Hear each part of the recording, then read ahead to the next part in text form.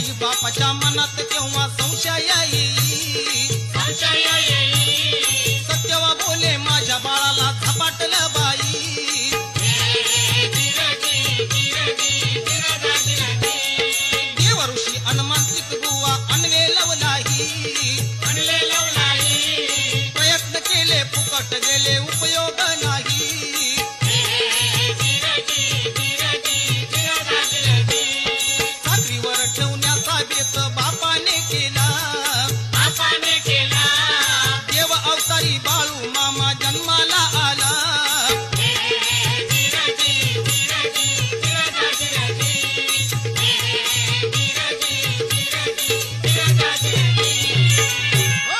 Balu मामाचे